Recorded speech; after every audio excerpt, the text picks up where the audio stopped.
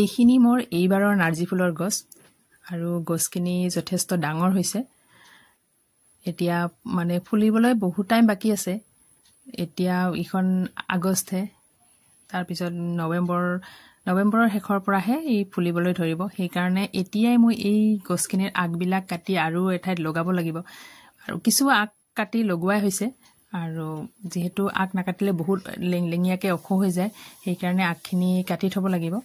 আৰু এই ফুলৰ গছখিনি মই গুটিৰ পৰাই কৰিছো যেতিয়া যোৱাবাৰৰ মানে ফুলৰ গছবিলাক আছিল তাত যেতিয়া নাৰ্জী ফুল ফুলি আছিল তাৰ পিছত পুৰত হোৱাৰ পিছত মানে ফুলবিলাক মৰহি গল আৰু গুটিবিলাক পুৰত হল আৰু সেই গুটিখিনিৰ পৰা এবিলাক গছ হৈছে আৰু তেতিয়াৰ পৰা যেহেতু মানে তেতিয়াই গজিছিল সেই কাৰণে তেতিয়াৰ পৰা ডাঙৰ হৈয়ে আছে ইয়াৰে আগবিলাক কাটি মই বেলেগত ৰুই দিছিলো এনেকুৱাতে আগ কাটি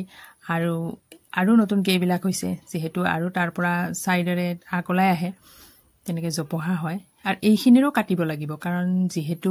এইখিনিও লেংলেঙিয়াকে গৈ আছে মানে ডাঙৰ হৈ আছে সেইখিনিও কাটিব লাগিব আৰু আগখিনি কাটিলে সাইডৰে ওলাই আহিব আৰু আগখিনি কাটি মই বেলেগত ৰুব পাৰিম আৰু যদি আগ কাটি মানে কাটিবলৈ অলপ দিগদাৰ হয় মানে কেতিয়াবা চাপৰ থাকে গছবিলাক আৰু তেতিয়া আগ কাটিবলৈ দিগদাৰ হয় তেতিয়া মই পিনচিং কৰি দিম পিনচিং মানে আগৰ পৰা 3টা বা 4টা পাত মানে কাটি দিব লাগে তেতিয়া সেইখিনি আগ একদম মানে ওপৰৰ আগখিনি কাটি দিলে তেতিয়া তাৰ পৰা আৰু ওলাই আহিব কিন্তু মানে একেবাৰে আগটো থাকিলে এডাল মাত্ৰ আগ হৈ থাকে আৰু যদি মই তেনেকে পিনচিং কৰো তাৰ সাইডৰ পৰা ধুনিয়াকে ওলাই আহিব পিছত সাইডৰ পৰা এনে ওলাই কিন্তু মানে হিমান ভাল নহয় যদি পিনচিং কৰা হয় বা আগটো কাটি দিয়া হয় তেতিয়া ধুনিয়াকে মানে বাঢ়ি গৈ থাকে জপহা হৈ গৈ থাকে আৰু তেতিয়া ফুল বেছি হয় আৰু এতিয়াতো অলপ টাইমে আছে সেই কাৰণে মই আগবিলাকে কাটি দিম আগবিলাক কাটি বেলেগত ৰুই দিম আৰু যেহেতু বৰষুণ পৰি থাকিলে ইয়াৰ আগবিলাক মানে বসোৱাত একেবাৰে সহজ আৰু যদি তেনেকে দিয়া নহয় মানে পানীত জুবুৰিয়াই থলেও মানে ইয়াত কাটি পেলাই গুৰিটো পানীত থৈ দিলে তেতিয়াও ইয়াৰ পৰা হিপা ওলাবলৈ একেবাৰে সহজ ইয়াৰ সেই কাৰণে তেনেকে কৰা হয় এইখিনি মোৰ আৰু বেলেগ হয় এইখিনি বেলেগ ফুল হয় ইয়াৰ পৰা মই আগ কটা নাই এতিয়ালৈকে ইয়াত এটা মানে বেমাৰে ধৰিছিলে পাতবিলাক একদম সৰু সৰু হৈ যায় তাৰ পিছত যেতিয়া বৰষুণ পৰাৰ পিছত সেইবিলাক নিজে নিজে ঠিক হৈ গল যদি নিজে ঠিক নহয় তেতিয়া হলে ইয়াত ঔষধ স্প্ৰে কৰিবলগীয়া হয় কিন্তু এইবাৰ নিজে নিজে ঠিক হৈ গল এইখিনি আৰু এতিয়া ধুনিয়াকে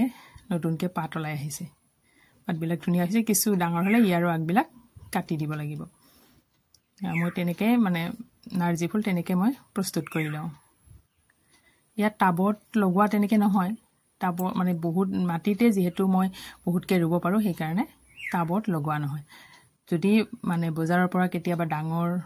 বহুত ডাঙৰ জাতৰ আনা হয় তেতিয়াহে ৰোৱা হয় এইবিলাক আসলতে কোনটো জাতৰ হয় তেতিয়া মই এতিয়ালৈ ক'ব পৰা নাই কাৰণ বহুত কেই প্ৰকাৰৰ গুটি ইয়াত পেলাই দিয়া হৈছে এতিয়া কোনটো প্ৰকাৰৰ হয় হেতু ক'ব পৰা নাই কেতিয়াবা সেই ৰঙা প্ৰকাৰটো থাকি যায় আৰু আজিলৈ ভিডিওটো এইখিনিয়ে